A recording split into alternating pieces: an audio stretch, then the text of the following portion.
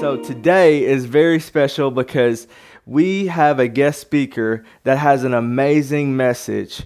There's a pastor by the name of David Wigington that is one of Pastor Rod's best friends, and he's going to preach a message to us about the God of the Longview.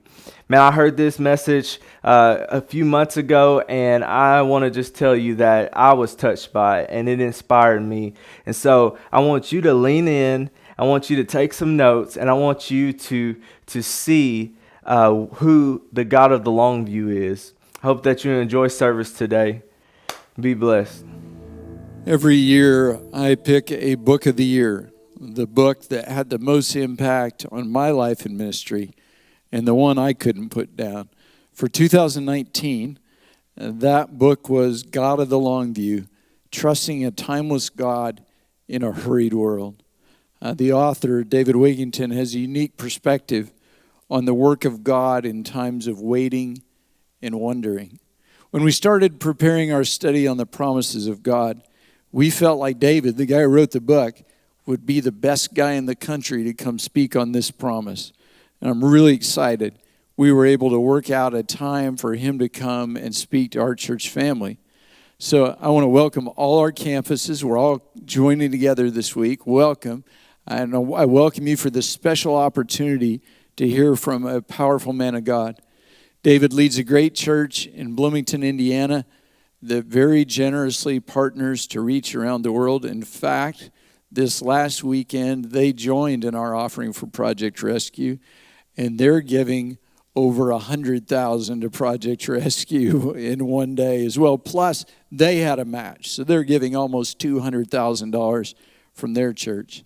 David also leads Business's Mission, which is a global initiative to reach out to unreached people groups in creative, unconventional ways. I asked David to bring his book with him because I knew you'd want a copy. So if you want him to sign your book, he'll do it. The books are $10. If you need its message and you can't afford it, Cindy and I will buy it for you. So I'll be out there and happy to help you. We're excited that he's here. And he's staying all week, so he's here on Tuesday, he's here Saturday and Sunday. It's a big sacrifice for a pastor to do that, and you are going to love him. And would you welcome for the first time to First NLR, Pastor David Wigington.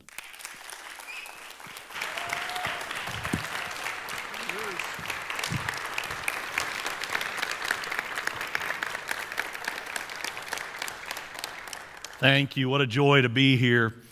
The story of the origins of my book is actually tied to First Assembly North Little Rock. I had invited Pastor Rod to speak at a BAM Businesses Missions event in New York City for me in November of 2018. Pastor Rod was to speak on a Tuesday, and what happened in the interim time leading up to that was Brother Wilmoth, a longtime member of the pastoral team here at First North Little Rock, got very ill. Pastor Rod called me and he said, "Hey, I've got to be here in Little Rock. I can't come." And I filled in for Pastor Rod in the past, so I thought, no big deal. I texted him, I said, "Send me your notes and I'll do it."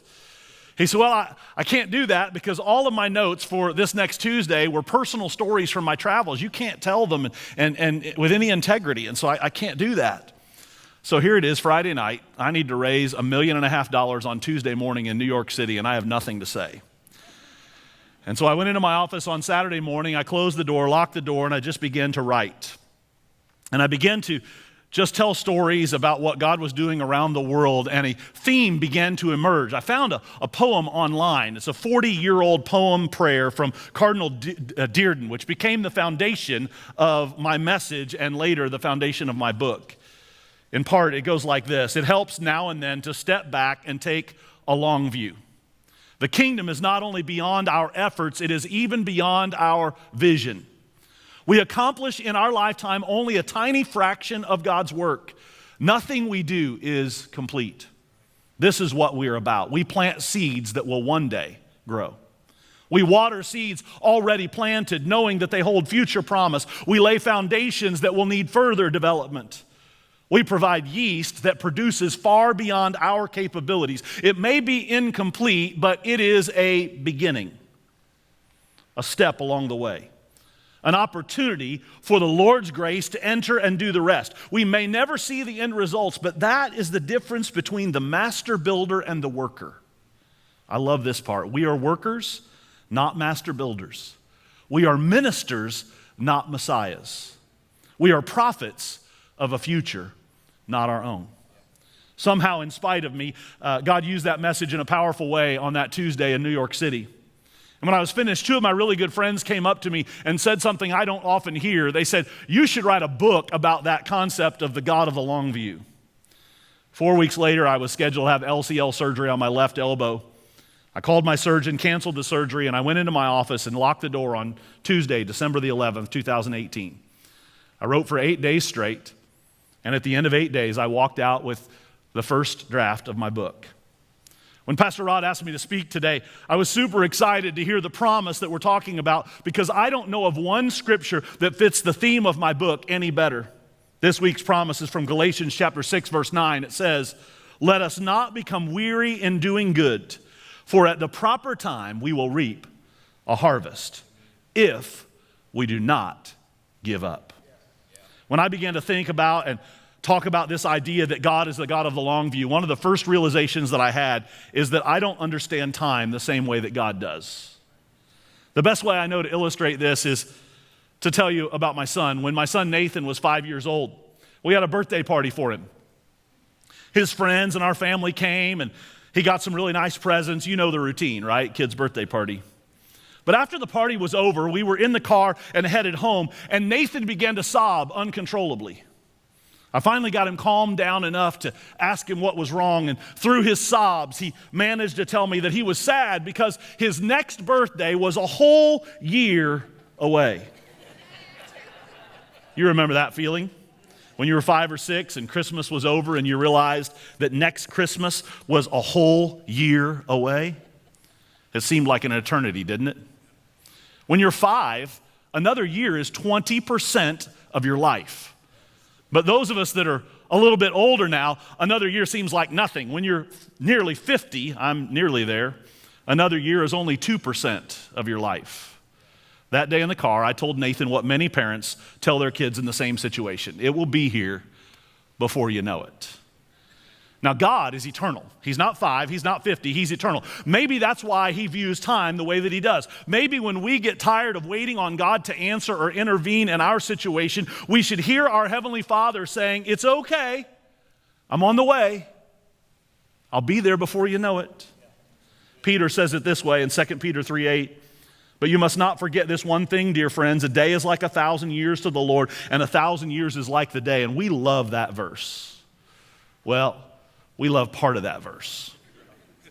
We love it when God accomplishes something in one day that we think could take 1,000 years.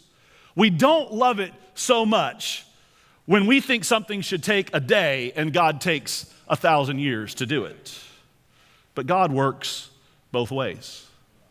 You've probably heard the cliche that delay doesn't mean denial, and it's true. It's why Paul says, don't stop doing good. In the proper time, God will act, and we will see a harvest. You've prayed, you've given, you've worked, and nothing happens. Don't give up. Don't stop. Instead, while you're waiting, celebrate that God is working. Because we know that God is always working. We need to celebrate. We need to learn to celebrate God's delay in the same way that we celebrate his deliverance. God sees time differently than we do. And here's one of the principles I've learned. God's timing is always perfect. My timing is always flawed. I met my friend Craig in 1999. Craig is a professional golfer. He played on the PGA Tour and the Nationwide Tour for about 25 years. I met him on a driving range across the street from our church. We became fast friends. Before long, we were going to lunch with one another, playing golf together. Craig assigns everyone in his life a nickname. Mine was Preach. My boys began calling him Uncle Craig. His girls were born shortly after, and they began to call me Uncle Peach because they couldn't pronounce their R's just yet. I'm still Uncle Peach to this day.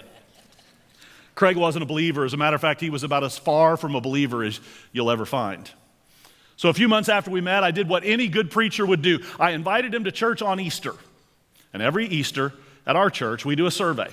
We ask everyone in attendance to check a box next to one of the following statements that best describes where they are in their journey with Christ. I'm a committed follower of Jesus Christ. Today, I'm making a decision to become a follower of Jesus Christ. I'm on the journey, but I'm not there yet, or I'm not interested. Leading up to that first Easter with Craig, I knew he was going to be there, and I prayed, and I prayed, and I prayed, and I really believed that God was going to save him that very first Easter. I told our ushers right after service, take those survey cards back to my desk. And before I went to lunch with my family, I went and I began to thumb through those cards. As I thumbed through the cards, my eyes landed on a card with his name at the top, and there it was, the box checked. I'm not interested. I was devastated. But I continued to build a relationship with Craig. The next year I invited him to Easter again. I thought surely this would be the year. I'm not interested. And the next year, and the year after that. One year, he even went out of his way to tell me that he had come to Easter services because he knew it was important to me, but that they really weren't interested in becoming followers of Jesus Christ, and perhaps they never would be. This went on for 9 years. We walked with Craig and his daughters through a nasty divorce, but every year, Craig would come to Easter services, and every year, the answer would be the same. I'm not interested. Easter 2009, the answer was different. Craig was different. That year, the answer was, I'm on the journey, but I'm not there yet. It took 12 more months of praying and believing. On Easter Sunday, April 4th, 2010, Easter Sunday afternoon, I was going through the stack of Easter surveys on my desk, and I came across a familiar handwriting. But this time, the box was checked that said, today, I'm making a decision to become a follower of Jesus Christ. I stood in my office and cried. I still have that card in my desk today. It took 11 years of prayers, of lunches, of investment, of caddying, of designated driving. So many times in those 11 years, I thought, God, it's not worth it. He's never going to change. Until he did. I got a call last Friday from Craig. I thought something was wrong. I could hear him crying on the other end of the phone. He said, Preach, I realize I never told you thank you. I said, thank me for what? He said, thank you for saving my eternal soul. I said, Craig, I didn't save your eternal soul. Jesus did. He said, I know. He said, but if it weren't for you, I'd probably still be lost. That's why Paul says, don't get weary in doing good. At just the right time, God will show up. Watching God transform Craig's life over a decade instead of over an instant, I learned this principle. If I can be faithful now, I can be fruitful later. In the summer of 2016, I learned a different principle about how God works. I visited Tunis, the capital of the country, Tunisia. I examined the possibility of growing the church in this very difficult place. When I arrived to check into my room, there was a small gift bag on the desk in my hotel room. It's not an unusual occurrence when you travel. But at least one of the contents of the gift bag stood out to me as unusual. Usually a welcome gift will contain a bottle of water and some snacks for the room, a map of the local area, some breath mints, etc. But this welcome bag had all of those amenities and a few more, but along with them was a rather unusual gift, a bottle of olive oil. I asked our host at dinner that night about the unique gift and what I was supposed to do with olive oil in my hotel room. He educated me about the olive oil industry in Tunisia. Tunisia is the fourth largest producer of olive oil in the world, behind three much larger countries, Spain, Italy, and Greece. Olive oil is a big deal there. It's a source of national pride. But it wasn't always that way. A friend on the trip may have given me a clue as to how the industry started. He showed me an inscription found on a tombstone just outside of modern-day Tunis. The inscription is over 1,600 years old, from the first half of the 5th century. The Latin inscription translated says this: Here lies Dion, a pious man. He lived 80 years and planted 4,000 trees. The life of Dion doesn't appear in any chronicles anywhere else. Apparently, he wasn't remarkable in any historic sense. He didn't conquer empires or rule a nation. He was just an ordinary guy. He lived, he planted trees, he died. That's it. Dion was a believer, which is rather unusual in 5th century North Africa. But Dion understood the Longview. An olive tree can take more than a decade to start producing its first fruit. We don't know if Dion lived long enough to see all of his olive oils start producing fruit, all of his olive trees producing fruit, or if he saw any of them producing fruit. But for Dion, that apparently wasn't the point. His inscription doesn't say, "Here lies Dion, he lived 80 years and made a fortune in the olive industry." He planted. He planted. And today, because of unknowns like Dion, who planted thousands of trees, there's an olive oil industry large enough to impact the world commodities markets. An olive tree can live over 2,000 years. Many of the olive trees that Dion planted are still alive and producing olives today. Paul says it this way in 1 Corinthians chapter 3. "I planted the seed in your hearts, and Apollos watered, but God has made it grow." It's not important who does the planting or who does the watering. What's important is that God makes the seed grow. The one who plants and the one who waters work together with the same purpose, and both will be rewarded for their hard work. See, we often get frustrated when we don't see the answer to our prayers. But the reality of how God often works is that we don't own our prayers. We may be laying a foundation of work and prayer so that God can work through someone else to answer the prayers. We may be planting or watering seeds that we will never get to see grow. Oswald Chambers said it this way. He said, "I want to tell you a growing conviction with me, and that is that as we obey the leadings of the Spirit of God, we enable God to answer the prayers of other people. I mean that our lives, my life, is the answer to someone's prayer prayed centuries ago." Some of you are the product of a praying grandparent. Some of you have a godly heritage that goes back 2 or 3 or 4 generations. You're the answer to their prayers. And here's the principle that little bottle of olive oil in my hotel room taught me. If I can be faithful now, someone else can be faithful, fruitful later. Just because we don't see God working doesn't mean that He isn't working. We need to listen closely and hear Him saying, "Keep working. Don't give up. What you're doing is good. I'm coming at just the right time. I'm bringing a great harvest. Everything God does is worth waiting for." So often we read the Bible with the benefit of hindsight because we know the end of the story, right? We don't see the biblical characters living in the tension of unanswered prayers that we seem to live in all our lives. We don't see the gut-wrenching anguish that biblical characters are going through before God shows up in their stories. Can you imagine if Twitter existed in the Old and New Testaments? Some of their social media posts might give us insight into the turmoil they were living before God intervened. Can you imagine Daniel caught in the lion's den, tweeting in the middle of his story? "If you want to land a night in a sketchy cave full of hungry lions, break the no praying law. Hashtag praying harder now. Hashtag circle of life. Hashtag Hakuna Matata."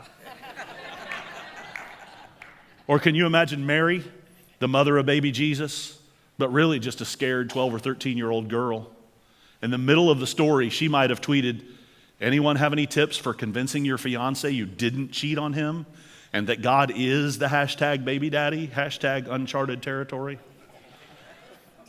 Or her fiance Joseph, perhaps he would have tweeted, "Since no one uses Twitter anymore, I figured this would be a safe outlet to say I'm probably going to divorce Mary quietly. She crazy, hashtag relationship goals, hashtag not." When we read about these biblical characters, we have the benefit of knowing the end of the story. God delivered Daniel. Mary and Joseph are now celebrated as the earthly parents of Jesus each Christmas in nativities in millions of homes around the world. Because we know the end, we tend to think there was no tension in the middle of the story. There was. Here's what Daniel, Mary, Joseph, and dozens of other biblical characters had in common. They didn't give up before God showed up. Don't ever give up on God in the middle of your story. He keeps His promises.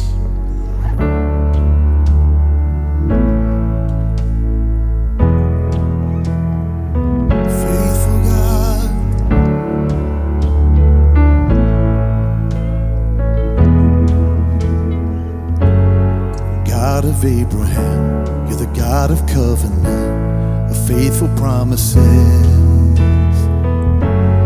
Time and time again, you have proven you do just what you said. Though the storms may come and the winds may blow, I'll remain steadfast and let my heart learn when you speak a word, it'll come to pass. Great is your faithfulness to me. Great is your faithfulness to me. From the rising sun to the setting same, I will praise your name. Great is your faithfulness to me. You are faithful, God.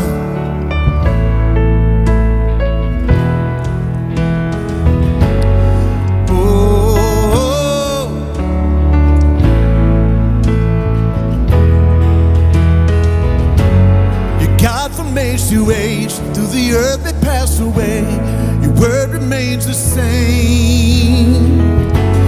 Your history can prove there's nothing you can do. You are faithful and true. Though the storms may come and the winds may blow, I'll remain steadfast and let my heart learn when you speak a word, it will come to pass. Great is your faithfulness to me. Great is your faithfulness to me. From the rising sun to the setting same, I will praise your name. Great is your faithfulness to me. Thank you, Jesus. Oh, your faithfulness, it never runs out. It never runs out. Ooh, your faithfulness, oh, it never runs out. It never runs out. I put my faith in Jesus, my anchor to the ground, my hope and firm foundation. He'll never let me down. I put my faith in Jesus, my anchor to the ground, my hope and firm foundation. He'll never let me down. I put my faith in Jesus, my anchor to the ground, my hope and firm foundation. He'll never let me down. I put my faith in Jesus, my anchor to the ground, my hope and firm foundation. He'll never let me down. He'll never let me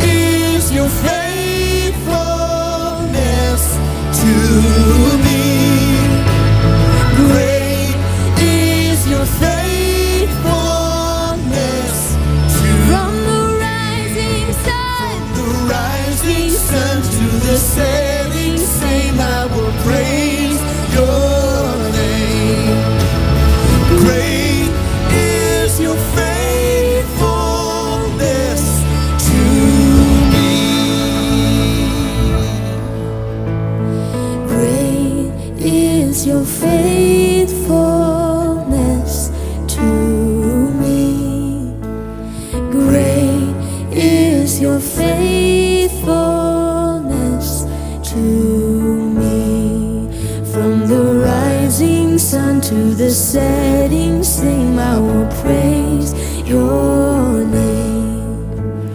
Great is your faithfulness to me.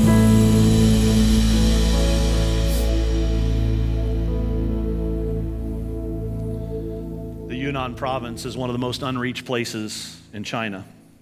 It's really hard to get there. We traveled 27 hours to get to the Yunnan province, to a small town of 1 million people, to protect the identity of the town. I won't use the name of the town. When I say this is remote, let me tell you, our group of 16 Americans was the largest group of foreigners to ever visit the town. Our workers have started a coffee shop in this town. It's the only coffee shop in a town of 1 million people. This is a tea drinking culture. It's actually the only foreign-owned business in town. There is no Dunkin' Donuts. There's no Starbucks. There's no McDonald's. But people are developing a taste for coffee. And so they come, they drink coffee, they build relationships with our team, and they get an opportunity to hear about Jesus. One young man rides 2 hours every day on a bus after school to come and have coffee and hear about Jesus. After several months, he prayed a prayer with our team members and became a follower of Jesus Christ. He's the first member of the first church that God is building in this town. Our team began having a desire to expand beyond this town into the surrounding villages. And one of the locals mentioned that in the mountains around the Yunnan province, surrounding the town, there were coffee plantations. Well, how could this be? In a tea-drinking culture where people don't drink coffee, how could there be coffee plantations? After a little research, our workers found this actually to be true. The Yunnan province produces 90% of the coffee beans in all of China. Starbucks even recently released a Yunnan coffee blend. In China, you just can't go visit wherever you want. In every town I visited while I was there, I had to present my passport to be registered with the police. Someone is always watching. So our team can't just go evangelizing through the mountains. They have to have a reason to be there. They have to register when they arrive. But now, because we know that there are coffee beans being grown in those villages, we have a reason to be in the villages. We're buying our coffee beans for our coffee shop from the coffee plantation. But how did people who don't drink coffee come to grow coffee? Well, that's where the idea of the God of the Longview comes into play. In 1852, a French missionary by the name of Père Charles Renou came to the mountains of the Yunnan province. He came to try to build the church amongst the Yi people group, the same people group that our team is working amongst today. He had no success in building the church. Today there are no churches, there are no believers in those mountains. But Renaud brought something else with him besides the gospel. He loved coffee, and he was a French person, so we know he was probably a bit of a coffee snob. So he brought with him 2 of his own coffee plants. He brought plants so that he could grow, roast, and brew his own coffee. But he found that the environment was perfect for growing coffee, and so he taught the locals about the coffee trade and showed them that in addition to growing tea, they could also grow and export coffee. And one of the 2 original plants brought in 1852 by Renaud still exists today.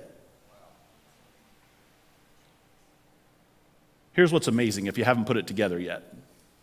God sent a French missionary 158 years ago to bring coffee to a region of China where it didn't exist so that our team could have legitimate access to hundreds of thousands of people working in those coffee plantations today. If the missionary hadn't come, there'd be no coffee, there'd be no reason for us to be there. And there would be countless people that would never be able to have an encounter with Jesus. That's the God of the Longview. If we had started an English center, a gym, a tour company, a restaurant, something else, anything else, we wouldn't have access to those villages. But we prayed and we asked God to direct us, and we started a coffee shop.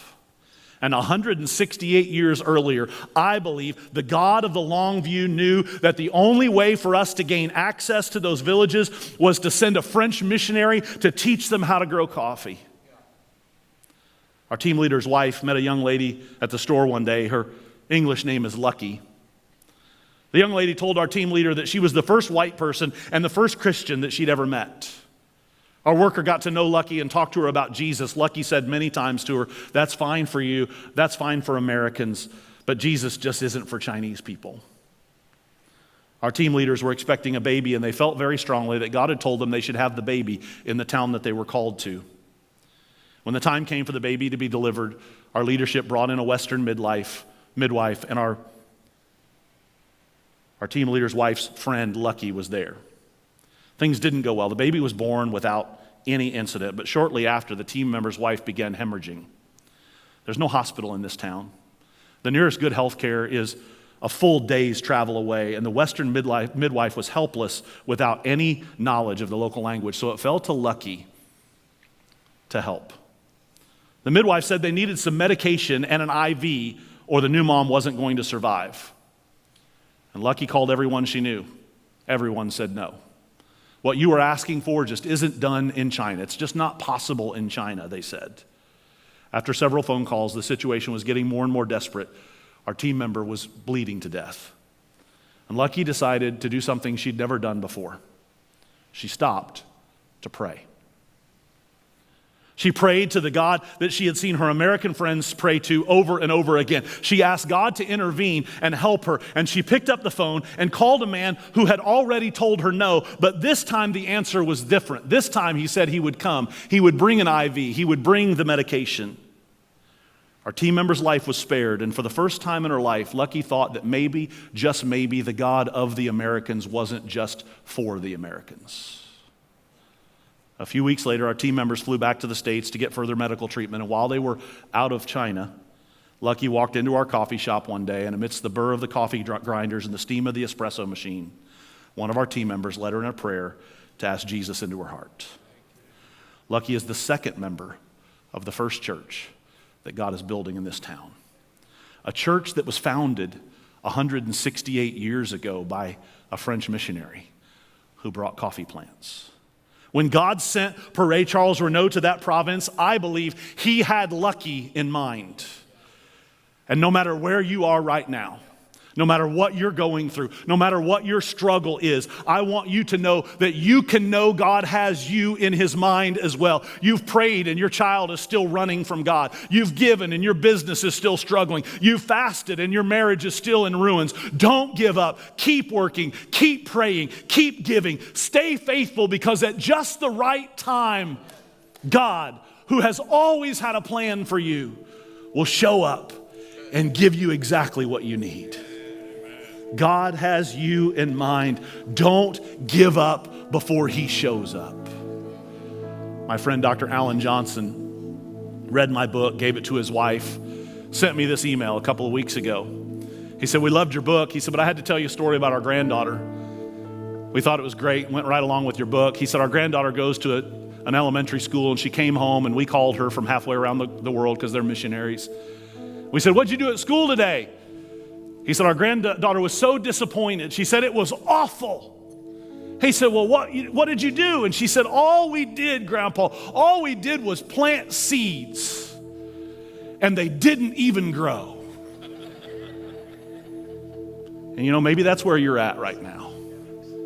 You say, "Pastor, that's all I've done is plant seeds. All my life, I've given, I've been faithful, I've volunteered at church, I've put God first. All I've done is plant seeds, and they didn't even grow." Don't give up.